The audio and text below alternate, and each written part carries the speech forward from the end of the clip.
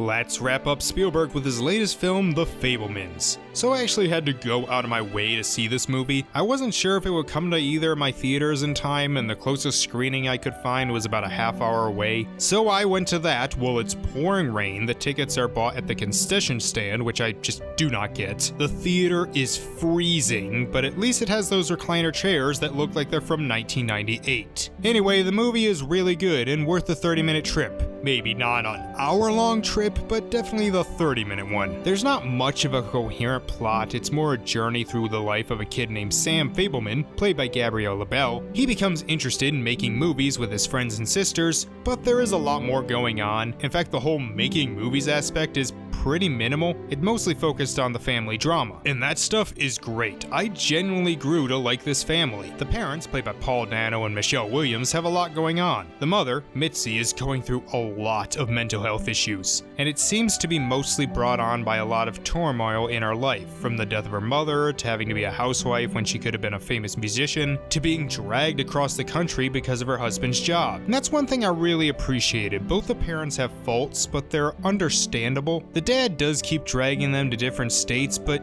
he has to for work, and the stuff he does is making the world better. And the mom does some pretty awful things, including a part where she physically assaults someone, and that part actually made me gasp. But again, you do understand, and Michelle Williams' performance is phenomenal. Sammy, we're going to use Daddy's camera to film it. Only crash the train once, okay? Then after we get the film developed, you can watch it crash over and over till it's not so scary anymore. And your real train won't ever get broken. One more thing, Dolly. Let's not tell your father.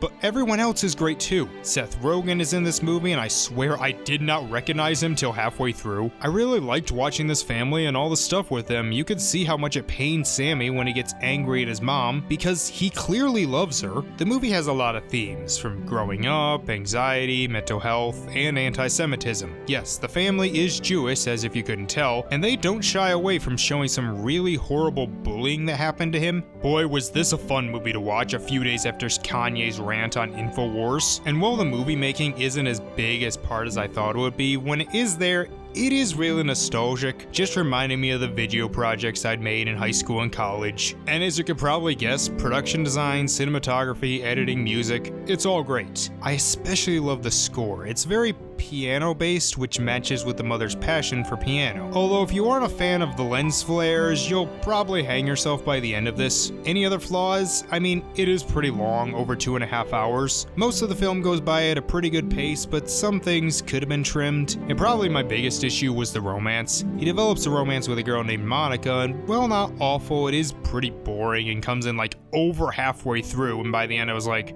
that was pointless. And again, it doesn't have much of a coherent plot, and some might find that hard to get through. Me, I liked it a lot. It clearly has a lot of passion, which makes sense. It is partially autobiographical. I'm not sure how much actually happened, but it's made with a lot of love. And it has so much good in it, including a perfect final shot. By the end, I felt like I had been on a journey. I give it an 8.5 out of 10. If you haven't, go see it. Hopefully it's getting more into more theaters by the time you see this. Honestly, if Spielberg wants to stop right here, have this be his swan song, it would be a perfect note to go out on. But as far as I can tell, he'll keep going. This man has been making films for well over 50 years. He has created so many iconic movies. He can get award recognition, but also box office success. 3 of his films have been the highest grossing film of all time. He's responsible for 3 of my top 20 favorite movies, and despite being in his 70s, he doesn't seem to be stopping anytime soon. He is my favorite director, and I do think he deserves to go down as one of the greats. And that wraps up Spielberg, so tomorrow we start Robert Zemeckis, but before we get to Allied, we have one direct-to-TV anthology movie from the early 90s that I just completely missed back in 2016. So see you tomorrow for that.